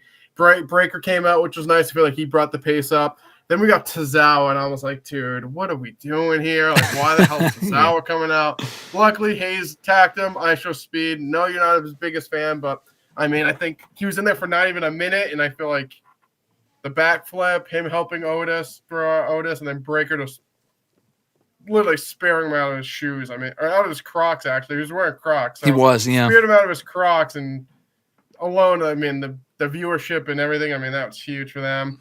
Then it kind of slowed down until it got Fatu, and he was good. And then Roman Reigns, Drew, which was nice. Shinsuke, I know you probably went nuts. I mean, I don't think the crowd even budged. I mean, Shinsuke, I mean, what are we even doing at this point? And when he came out, I'm like, why? Yeah. So we're Shinsuke. But from, like you said, from Jay to the end, I mean, we got Jay, Styles, Strowman, like, okay, Cena, Punk, Rollins, Dom, Zayn, Priest, Knight, and Paul. Like, it's a good final 10 people. Yeah. I mean, all pretty over in their own respect. Came down to the end. Once Roman, Seth, and Punk got thrown out, I'm like, I think it was a couple other people still in there, but it was like Cena, Paul, and Jay. I'm like, there's no fucking chance Jay's winning this. And then once they threw out Logan, I'm like, okay. Once it was down to Logan or Cena and Jay, I'm like, okay, there's a chance. Because if it was just Logan, I feel like once they got rid of Logan, you're like, okay, it's two baby faces going at it. Yeah. And then when him and Cena were going after him, like, there's a chance that he could possibly win this. Yeah. And then when they went over the top rope, I'm like, oh, here we go. Like, he's going to fucking AA him, and everyone's going to love it, and Cena's going to win, and I'm going to sit here and cry. And then literally as he's going for the spot, I just yelled out, like, all he has to do is just slide in the ring and just kick him. And then he just literally slid into the ring and pushed him. And he hit the ground. I fucking screamed loud as could be, woke up my entire house. And I was so excited that Jay won. I mean, I was excited. It seemed like the crowd was excited. Kind of saw that on Raw as well. I mean, they wouldn't even let the guy talk. I mean, Yeah. It's probably one of the better Raw intros in a while. But, I mean, the discourse on social media, I mean, oh my goodness. It's crazy. I mean, I know it's not John Cena or Punk, but I just feel like people just so mad that Jay won, and I don't get it. I mean, he's super over. I mean, it's not like it's it's been like a month, like it's been over a year of him being super over. I think people are getting too caught up, like, oh well, he already, like, last year's match against Jimmy, like, it wasn't good. Like, he's faced Gunther multiple times. He's had other good matches with other people too. It's not just him and Jimmy. I mean, I don't know. I feel like this is something people wanted like 10, 20 years ago when people were super over and Vince would never pull the trigger, and they finally do it, give you a shock win, and people are pissed. I mean, I just feel like I just don't get it. I mean, I guess people wanted to see Cena or Punk win, but I think Triple H didn't go safe, which he's done a lot, and give us a surprise win. And people were more mad that Jay lost than won than Charlotte won. I mean, it shocks me. I mean, would people have been pissed if Roxanne Perez won because she was a shock win if she beat Charlotte? I mean, probably not because people don't like Charlotte. But, I mean, I don't know. I think Jay's earned it. And, yeah, they've faced off multiple times. But I think WrestleMania is kind of the culmination of stories and the big moment. And Jay finally winning and beating Gunther at Mania, like, that's a huge moment. So I think it was deserved, and I'm surprised that many people are upset about it. I was surprised that many people were upset. I know people would be upset, but, like, you know, I heard the YouTube dislikes overwhelm the YouTube likes. It's, you know, I hear a lot of people saying the IWC, the Internet Wrestling Community, no one really uses that term anymore because everyone's online. Everyone has social media. You know, they're saying it's not real. And I wouldn't go so far as to discount, you know, internet outrage or internet negative backlash and shit. Because if that was true, what happened last year with the Cody crybabies? A lot of people were very negative reacting to, you know, the Rock coming back, the Rock returning, taking Cody Rhodes' spot at WrestleMania. There was a lot of negative reaction to that online. When The Rock came out that night to confront Roman Reigns or whatever, when Cody Rhodes stepped aside, people weren't booing that night. They were wanting Cody that weekend, saying, Cody Rhodes, we want you at WrestleMania at the house shows. And then on Raw, they kind of pivoted. And by the press conference, they went in the direction of Cody Rhodes winning the championship. But I don't like the idea that the negative reaction isn't real, which I'll get to in just 1 second. I'll elaborate on why I think I can understand why people are getting upset, but I don't necessarily agree with it myself. I'll read off of these real quick. Ahmed said he meant the number one contenders match at Mania, my bad. No, I know what you mean. I think they are going for the number one contender spots at Mania. For the world titles at Mania, like RJ said. Richie said Kevin Owens deserves an award for the incredible selling he did after the Alabama Slam. Both of those men need some much-deserved time off after those bumps. Cody Rhodes sounds like he might get it. Kevin Owens, maybe not. If he's feuding with Sami Zayn, but he definitely deserves it, though. Ahmed said, can they take the title off of Nakamura, please? Melo is literally right there. You're telling fucking me, dude. Melo should absolutely be champion. Andrade should be champion. Why is Nakamura champion when there's at least 10 people that should be champion? Hey, listen, I'll say this. Nakamura should be champion over Jimmy fucking Uso. I discussed this with Mr. Marceau yesterday. People clamoring for Jimmy Uso as champion. Are you clamoring for Jimmy Uso as United States champion? We discussed this via text. He's already won Prom Prince, so I'm all set. He's won that. No need to win the U.S. Championship. I think his big singles award in his career should be Prom Prince back in 2008. I agree. Just keep it to that, please. We can keep it limited to that. That is totally fine. Respect speed, because I wouldn't have taken that bump. Yeah, me neither, but that bump was fucking insane. Alexis said my mom's favorite part was John Cena coming out. I know she's a big Cena fan, so that makes sense. Daniel Malcolm saying Tozawa's tweet after the attack was hilarious. I did see that. That was really funny. Lindsay chanting for Cena. You might have been heartbroken that Cena did not win, but he might still win at Elimination Chamber. Nick also said, thank God Cena did not win. I am so happy Jey won. Nick wanted Jey to win, and he's happy he won. The internet going off and hating was the dumbest shit I've ever seen. Cena does not need a belt to retire. That mindset is so dumb. Jey is not going against Gunther. Mark my words. Wow, bold prediction. He thinks he's facing, Cody, I guess, unless one of them drops their belt. Interesting. We'll get back to Jey Uso, who he might challenge a little bit later on. Ahmed said fans can be fickle. Oh, yeah, fans can definitely be fucking fickle. We'll get to that in a second. Daniel said Jey literally doubled Punk and Roman in merch 1 month. Social media isn't real. I mean, it is, but, as far as that stuff, so that stuff's even, that stuff is really what, That stuff makes more sense than social media hate and whatnot. Lindsay said Cena wants the next person who is deserving and up-and-coming and popular like Jey to get the chance that he deserves.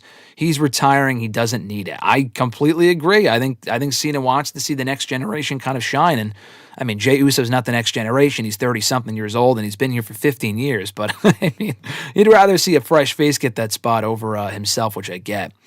Richie said Jey's reaction on Monday from the crowd was proof that he was the right person to win. Cena would have been a great moment, but I'm sure John and WWE know that Jey is over and needed that endorsement. I completely agree. Lindsay mentioned Andrade. Andrade had a good showing. I don't know what you do with him now, but he did have a good showing in the match. Richie said this is why you don't listen to the internet, at least too much, because fans being fickle and fantasy booking the way that they want things to happen isn't always what brings ratings and draws money. If Cena won or Punk won, it still would have made a lot of money, and it still would have been a popular decision. The Jey Uso one is just more shocking to RJ's point, which we'll get to. Nick mentioned Cody. I don't know if Jey picks Cody. I feel like, I could see. I know they have history. They go back to Indianapolis, back at Fastlane 2023 when they got wasted at the press conference. So I guess they could always go back if they wanted to. And last one here, Richie said, I will die on this hill. Charlotte did not need the win. Io did. I'm happy she came back from her injury, but the Rumble win does nothing for her. The Rumbles to take a superstar to the next level. I agree and I disagree. I think if it makes sense for the story, you can have an established person win the Rumble. I'm totally fine with like when Edge won a couple of years ago. I was fine with it because he didn't need it, obviously. He's already an established main eventer, but it made sense for the story they were telling. It would have made sense for Cena or Punk to win the Rumble because it made sense for the stories they're telling with the two of them.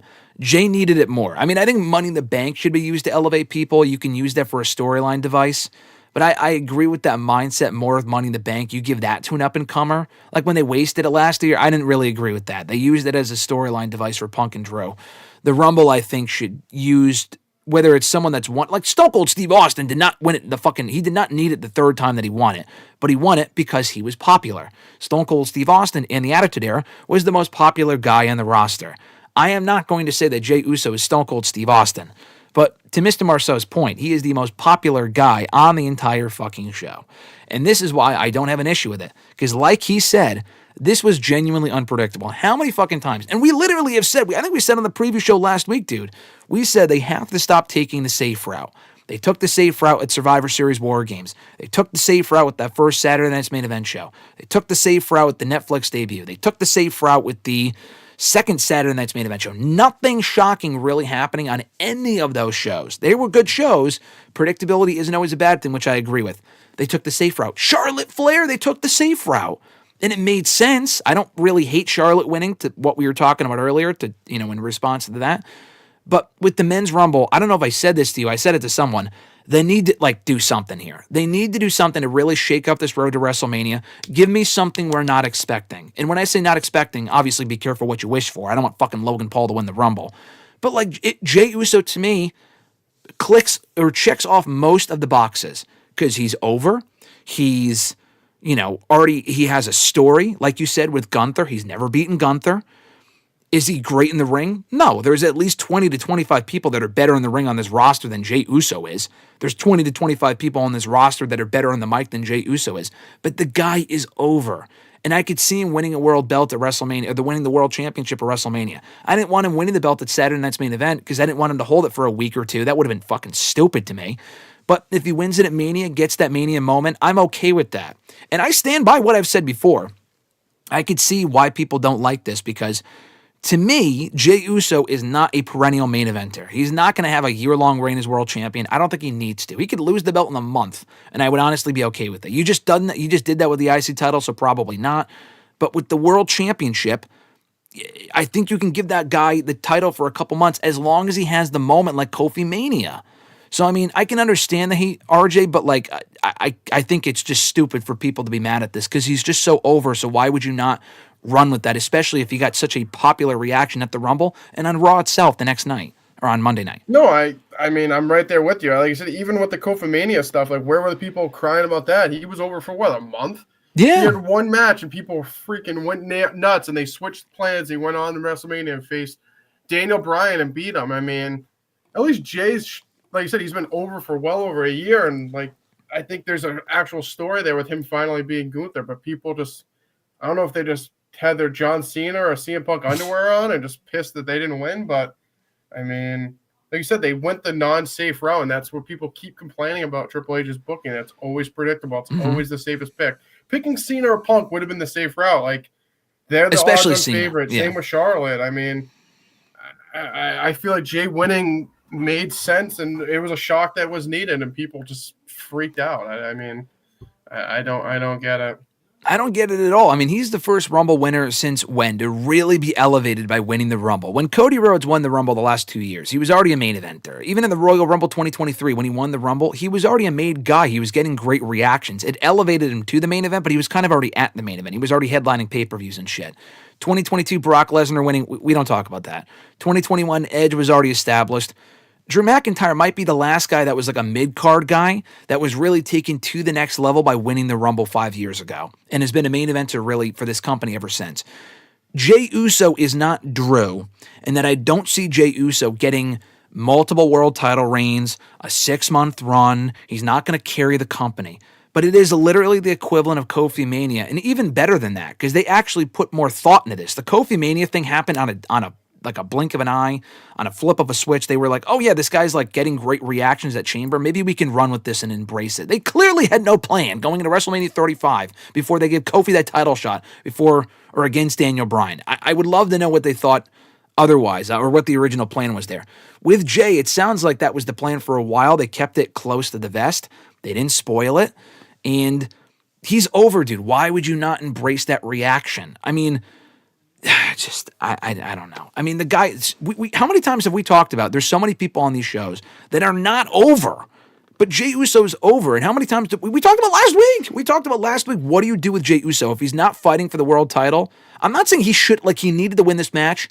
I'm not even saying he was my pick. And I didn't even tell you last week he should have won. I would have rather seen Punk win, to be honest with you. But I think the fact that Jay won is cool because it sends the message, one, that anyone can win, and two, you're rewarded for actually getting over. Is he over just because of a catchphrase? Sure, dude. But he's also got a genuine connection with the crowd that we've not seen since Daniel Bryan and Jeff Hardy in the last 10 to 15 years. Why would you be upset at that? That doesn't make... If you don't agree with that, that's fine. But people being upset over this, to me, is stupid. I just don't understand that at all. Yeah, like you said, I just feel like, especially with a company that has a lot of people that aren't over, you kind of have, he's so over. He's the most over guy in the company. it makes sense. Like I said, I don't know. It's crazy. It's crazy. I mean, like I said, I feel like it's what people would want Vince to do back in the day, and they finally did it. People just pissed that it was him. But like anyone else, and if it was, like you said, if it was like Dolph Ziggler or someone back in the day who was super over, that people want to see finally get their moment, and they finally did it, and people were upset. And like you said, I'm not saying, like, I know Jey Uso's not like a 5-star wrestler. I know he's not the greatest on the mic. I know he's not the greatest in ring, but I mean, he has a clear connection with the crowd when 85-90% of the roster don't, and they come out and you hear crickets or maybe a little cheer, but besides him and those top main eventers, you're not really getting a great reaction when these people come out. No, I mean, just embrace it. I mean, listen, I can understand the criticism for this reason alone. We've talked about this before, and I will tell you this again. He's not great in the ring. You mentioned the Mania match with Jimmy. It was mid as fuck. It didn't make sense. Like, it wasn't that good of a match. Jey has had good matches since then, but he's not a 5-star wrestler. And his promos also need work. I mean, can we at least agree in the next 2 to 3 months, Jay's really got to up his game both in the ring and specifically on the mic, because we can't see him in Gunther a million more times in the next 2.5 months and keep that feud interesting. When we've already seen them feuding for a few weeks, we need some more depth to the Jey Uso character beyond just him saying fucking yeet, which I know is over. I think we need, I'm not mad at him winning, but I can understand some of the criticism if we get more evolution with that persona. I mean, yeah, but I feel like people are picking hairs at that point. Like, oh, he's not the greatest in the mic. I guess I forgot Kofi. I didn't know Kofi Kingston was CM Punk on the mic. I mean, it's not even like Gunther. I wouldn't even say Gunther's great on the mic. Like, he's better than Jey is, though, to be honest. Yeah, but Jey, like I said, Jey. I mean, I don't know. I feel like, you know what it is? The thing is, people are like, oh, they have to be better on the mic, but he's so fucking over. It doesn't even matter. Like you said, he says yeet and oos and barely says things that even make sense, but he's so over. It doesn't, at the end of the day, it doesn't matter. Like, I think when people say like, oh, this good person's good in the ring, but they don't have a crowd connection, they actually suck on the mic, or vice versa. But like, he's average at both and he's super over. So like, I mean, I don't think it totally matters, but I mean, it is what it is, I guess. I think he already has the crowd in the palm of his hand, so what else do you need at this point? No, I understand that. I agree with that. I just think he could afford to show more depth, specifically on the mic in the coming months. I think if there's one thing that he can improve upon going into Mania, it's that. Because I am kind of concerned that we're going to just see the same stuff from him and Gunther, and the feud's going to get old real quickly before we even get to WrestleMania. But if he can I know he can rest on his laurels because he is over. Like, you can just do the bare minimum, and he can, and he's fine. But it would be nice if he showed a little bit more depth going into WrestleMania, which I feel like will make this feud that much better. Yeah, I mean, I think it's going to be there. Like, I mean, like you said, like, if it's going after Gunther, like, he's lost him multiple times. Like, this is his moment. I mean, I think you can get into that, and he can finally show, like you said, maybe show a little bit more depth. But, I mean, I'm not expecting a world class here, so. Yeah. And I think Cena not winning, I mean, Punk I would have been fine with winning because I still think he could win the chamber match and face Cody at Mania, which I want to say. But with Cena, though, I think this was the right outcome. I didn't want to see him win. He was my pick to win because I thought they would actually do it and go the safe route for all the matches on the show, which is what they've done for months now. But I think it adds more adversity for Cena to lose the Rumble. He should lose a chamber, too. I would not put him in a world title match at Mania. This retirement tour is going to last all year. Why would he need to win a belt at WrestleMania? He doesn't need it. I know Nick was saying earlier in the chat he doesn't need to win a belt at all, which I can understand that. He doesn't need to. I think he should, because then it'd be a great moment. He doesn't need to be champion for a full-on run, though. He can win the belt in his last match. You know? I mean, that's in December. We're still in fucking February. I think Cena does not need to win the chamber. I know he's not going to be around until chamber, which is stupid. He has to go film his movie and resume filming for the movie in Hungary or whatever. Hopefully he's on Raw more often going into WrestleMania and coming out of WrestleMania like CM Punk has been. But yeah, Cena, I am standing on the hill that Cena did not need to win this match, especially if it came down to him and Jey. You absolutely put Jey over on Cena any day of the week. I'm sorry. Yeah, I mean, I don't know why people are so obsessed with Cena winning. Like you said, we have a full year of this. Why would you do the payoff 2 months or 3 months, 4 months in? I mean, the point of the story is to build throughout the year. He's going to have some hardship. He lost the Rumble here. He probably should lose the chamber. he still hasn't won a singles match in 2,000 days. So like, yeah, you got to build to that point that he finally wins that match. I mean, I guess my one thing is, why does everyone else have to qualify in the match and Cena can just say he's in? I mean, that's kind of dumb, and that was dumb. Classic WWE logic there. But like you said, he kind of has to prove that like he even has a chance. So like, he should lose an Elimination Chamber, and maybe at Mania he gets a match and finally gets that win he hasn't had in 2,000 days, and goes in the Money in the Bank and loses again or something like that. Like the whole point, the whole story is to build throughout the year, and finally maybe he gets the title and wins, or maybe finally gets the title shot and loses. But the whole point is the whole year of building it and keeping your interest. If he wins in April, what do you care about the next 6 months? Like him defending his title? Who cares? The whole point's him finally getting that 17th title or even getting the shot. So I think you should lose an Elimination Chamber, and you should drag this out as long as you can. Yeah, no, it's extra silly when you consider that Cena just qualified by declaring for it because he's John Cena. Okay, isn't CM Punk, who's arguably on the same level, if not a little bit just slightly below, and he had to qualify on Monday night? I mean, come on, dude. That's just ridiculous. I know Cena's not going to wrestle on Raw. He had to go back out for filming. They could have figured, I don't know. I felt like that was just stupid. Just to put this to bed, does Cena turn heel? Yes or no? No. Because people are saying he might turn heel. Alexis, I see you in the chat. Cena does not turn heel. Okay, Cena, Alexa, stop being a mark. He's not going heel. To be fair, it's not just her. A lot of people think Cena might turn heel based on his comments. Why? He's never turning heel. He's not. I could see him getting more serious. Cena rapping, he hasn't been a heel, so why would he turn heel now? Especially now that he's more beloved than he's ever been before. He's got to sell the one last time T-shirts and towels and hats. I mean, there's no way going heel. I completely agree. Richie had said, "Trust me, brother, I wanted Punk, and I was sad when the crypto bum dumped him out, but Jey winning had me do a lap around my living room." Yeah, it was a great moment. Like I said, I was pissed when Punk got chucked out by Logan, which was funny because he shit on Logan on SmackDown in that promo with Kevin Owens, but no, the Jey winning thing was great. And then Nick also said, "Yeah, I don't see him going for Cody. I just don't know. Whoever he picks, it will be massive." I know, I think it is Gunther. I mean, how do you not do Jey and Gunther, though? They've been playing up the fact that Jey has never beaten Gunther. Like, Sammy's never beaten Drew. It's got to be Jey and Gunther at WrestleMania. I mean, right, that's the story. They even interacted on Monday. If they were to have Jey pin who? Roman Reigns or CM Punk or even Cody, honestly, I don't really think it means as much. Gunther is the guy. I don't think Gunther loses that belt before Mania. I don't think he should. And if the whole thing is Gunther's telling him, hey, you're a loser, you can never win it when it matters most, he is who we have been talking. Like, I have been Gunther. I have been the voice of Gunther saying here on this show for the last year, Jey never win when it matters most. I know you're a big Jey Uso fan, but you would agree with that. He never wins the matters that actually are important.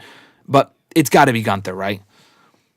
I think it does. I mean, like I said, I don't think him and Cody you could get there, I guess. Like, hey, he's trying to become the tribal chief, got to beat Cody because he beat Roman, but I feel like that's so far-fetched, and the story's there with him and Gunther. Unless, like, Gunther's, like, they use Gunther kind of, like, get in Jay's head, like, kind of like, you're a loser, and, like, kind of like, they should kind of, like, change his arc and, like, kind of be more serious and, like, needs to take that to beat someone like Cody, but I mean, I think at the end of the day, it's him and Gunther.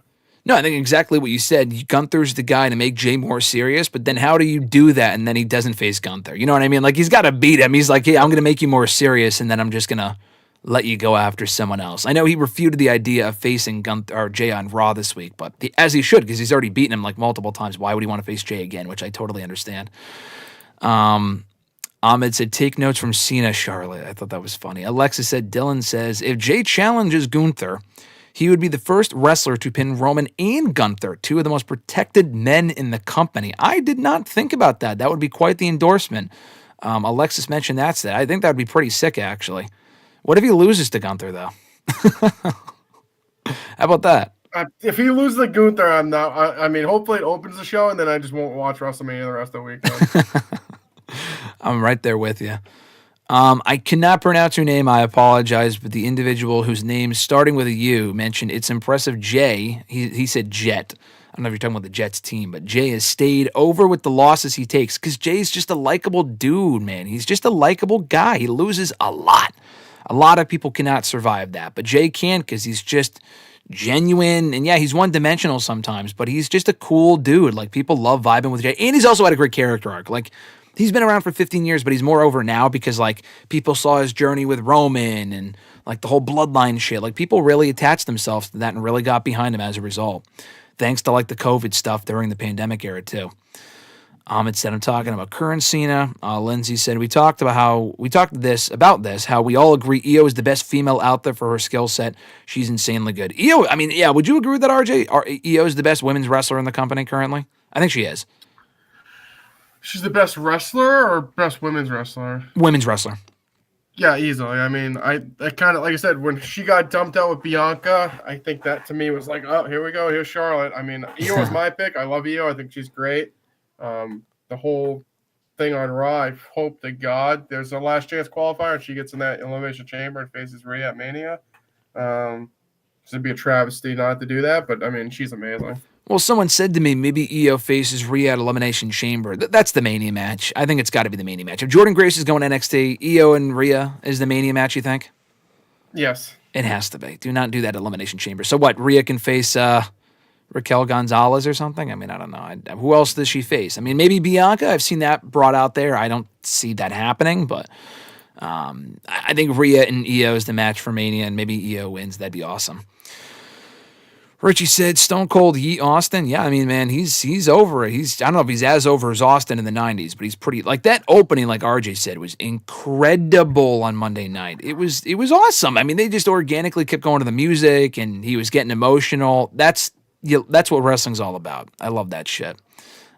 You had mentioned Jey needs to get more consistent on the mic. He sounds incoherent at times. No, I agree with that. Like I said before, I feel like he's got to up that for sure. Ahmed said, I was disappointed in the Raw Netflix debut just to appease the Netflix suit and ties. Yeah, we talked about that a couple weeks ago. It was kind of a safe show. Ahmed also said the original plan was Daniel Bryan versus KO at 35.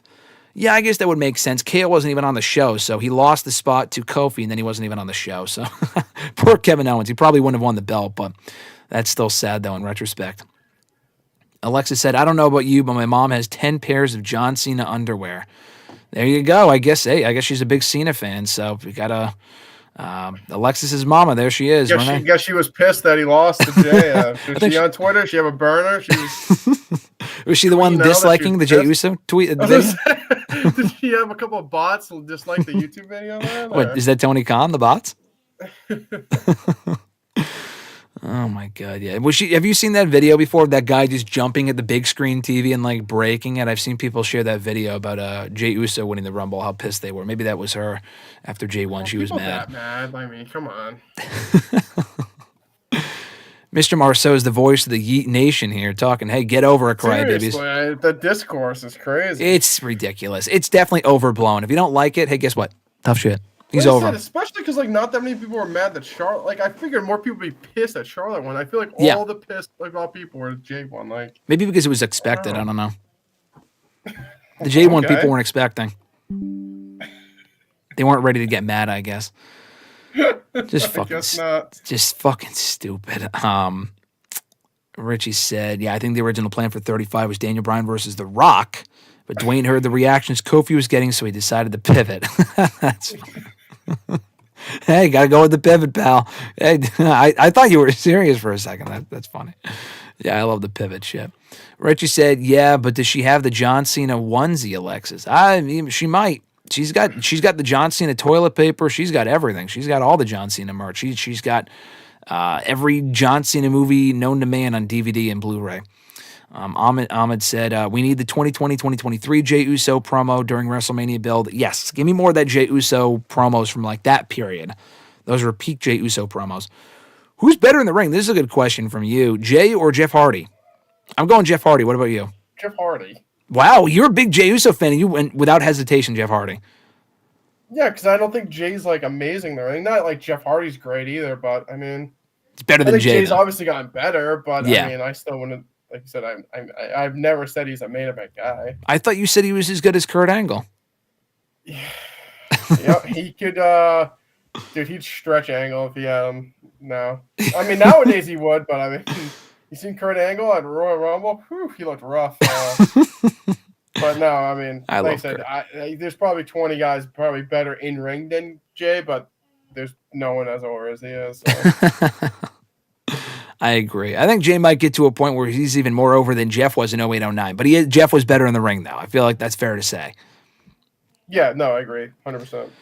Richie also said maybe The Rock comes out on SmackDown tomorrow night and Jey gives Dwayne his title shot at WrestleMania so Rocky can go after Cody. That's what I was thinking. Maybe Rock comes out tomorrow and Jey Uso's like, Gunther, yeet, I'll face you at WrestleMania, yeet. Or no, I'll face you for the world title, yeet, but not at WrestleMania, yeet. And then the final boss comes out. Master the pivot, baby. That's when I jump on my TV and rip it off the wall. We all thought we had it made a year ago. Let's be fair. We all thought we were getting Cody and Roman at Mania before The Rock came out on the SmackDown after the Rumble. So do not get we're not set yet for Gunther and Cody until after SmackDown. We have to see what they do tomorrow night until Dwayne decides, hey, actually, no, filming for Jumanji 5 got canceled. I can come back. Actually, I can do this match. I could do Red One. Was it Red One? Was that the awful Christmas movie you did? Yeah, Jumanji 5. Red 2 actually got canceled, so I can come back and do the Cody match, pal. As long as I go over, Chief, I can do that match. Nick said people wanting Cena to win have caca brain. There was a lot of people, especially there at the Rumble. There was a lot of people that wanted Cena to win. I will say your Jey impersonation right there was pretty good.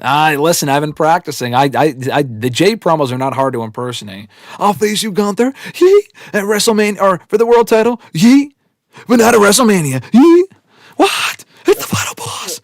He's back. There you go. See, you're pretty good at it. I know. I just booked the ending of SmackDown tomorrow night, so now you know it's happening, so you don't have to get mad.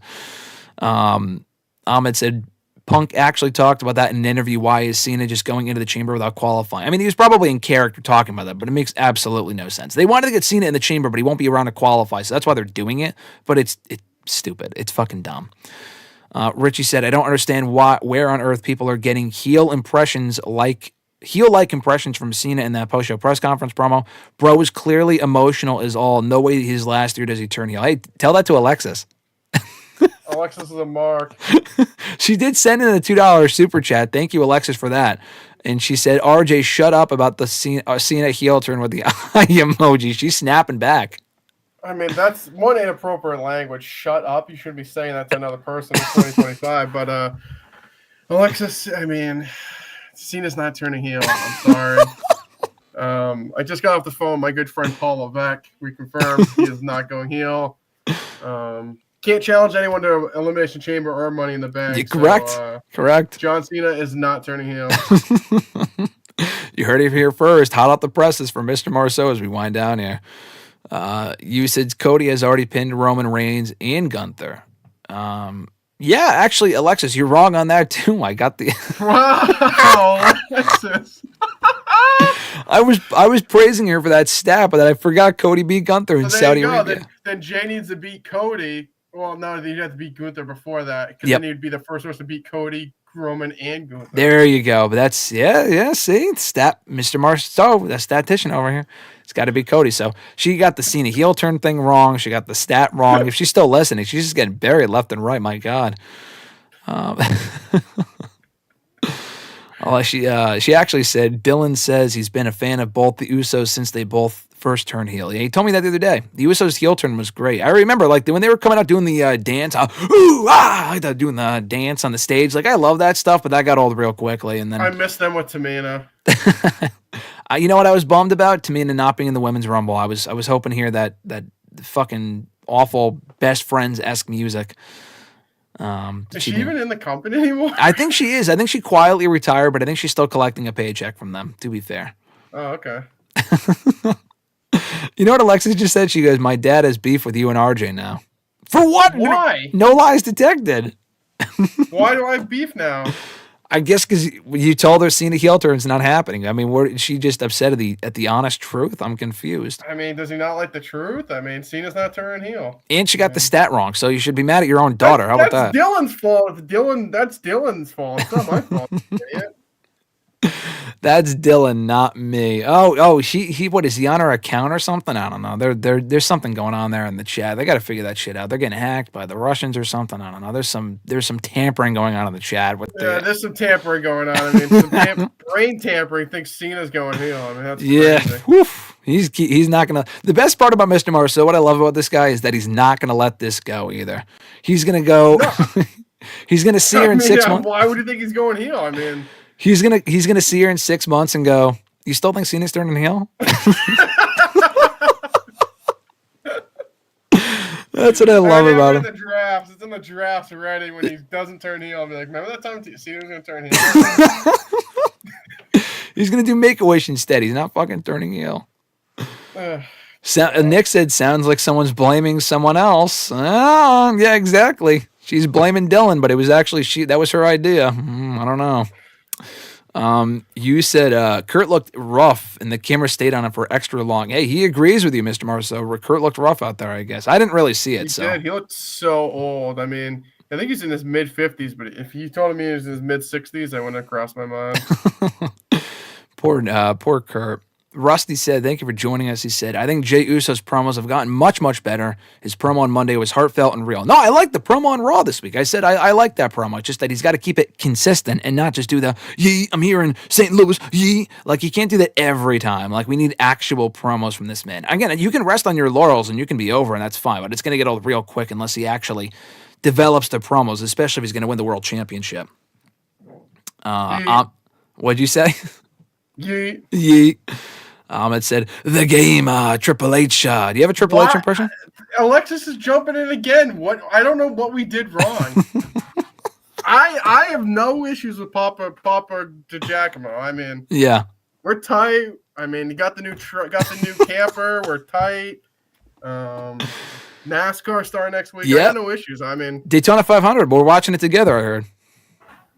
I mean, we're on the good terms. Me and Alexis might be beefing. Me and Papa D, nothing. No issues here. No issues here. And she said with the $5 super chat, "Thank you, Alexis, for sending that." But I have to read it because she sent that.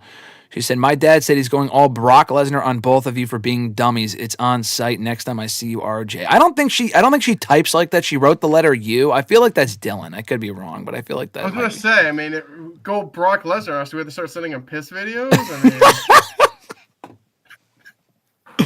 Given recent allegations, going Brock Lesnar might have a different meaning, you said in the chat. Yeah, I don't hope I don't have to do that, but yeah.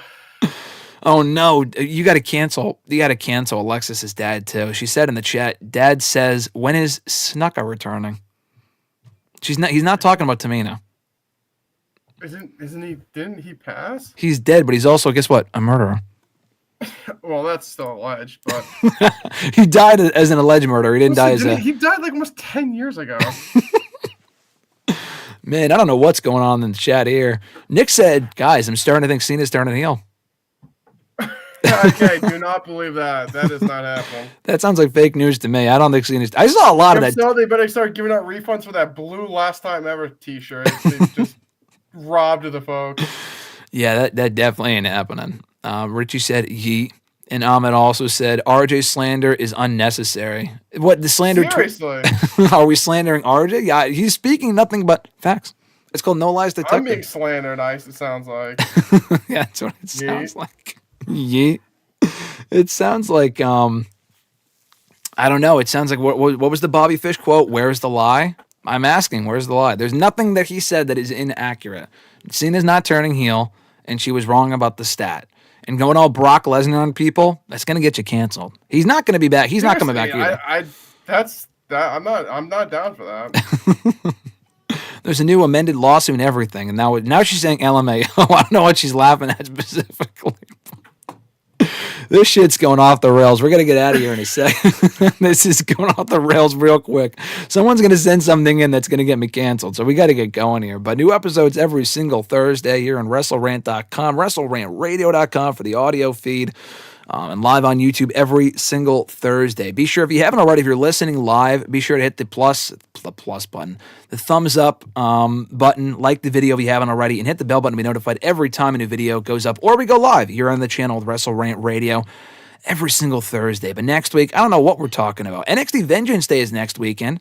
You know what we'll talk about next week? When The Rock shows up on SmackDown and takes Uso's title shot. We'll have that to talk about here next week. Last couple of things here in the chat. Richie said, "Quoting Bobby Fish in 2025 is wild." Hey, but he's got the quote. Where's the lie? And you said Bobby Fish, speaking of another person, looks rough these days.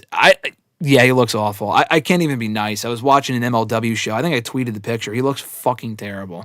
I hate to say it, I don't know. I honestly, genuinely hope he's okay. I hope he's okay. I see, while we're winding down here, I see Mr. Marceau pull up his phone. I'm thinking, oh, he's sending a text or something. What is he doing? And then I look at the chat, and he just writes yeet in the chat. The number one fan club member of Mr. Jey Uso over here. He didn't call Jey Uso winning, but he was happy with Jey Uso winning, and he's dunking on Alexa. So that's a good day for Mr. Marceau right there. It's a great day. Jey Uso's winning, and Cena's not turning heel. How about that? Devin says Yeet Nation. Mark Henry says Yeet Nation. All right, he's a Jey Uso fan, I guess. Is Mark Henry, as you know, he's Mark Henry's his favorite wrestler. That's why RJ calls him that. Nick said ring that bell. Richie said press like. Listen, you heard the boys. You heard him in the chat. RJ said Yeet, obviously. Nick said I'll call in next week. Yeah, we'll definitely join us next week. Ahmed said W stream as always. Richie said subscribe. And last thing here, Alexis said Dylan said the stat, not me. Again, sounds like the blame game. I don't know. I believe you. You also think Cena's going heel, so I mean, you can blame the stat on Dylan, but you think Cena's going heel, which is not. You can blame the stat on Dylan, but I have textual evidence from Saturday when I was sitting in the press conference when she goes, Cena's totally going heel. That's what she said to me. She literally said Cena's going. I can prove that she said that, and I could say this to everyone else that said that too. He's not going heel. He's not. He's not going heel. Just GSM has receipts. I got receipts. Good say. Exactly, Nick. Blame game. We got to get out of here before I get buried by Alexis. I'm gonna get off this call, and she's gonna bury me. She's gonna totally bury me. So I have that to look forward to. Mr. Marceau, brother, this is a pleasure as always. I will catch you next week as we hit the. I have to make sure there's nothing going on. There's nothing more in the chat. I'm gonna hit the outro here before we get canceled. All right, brother. I'll catch you next week. Adios. See you later, brother.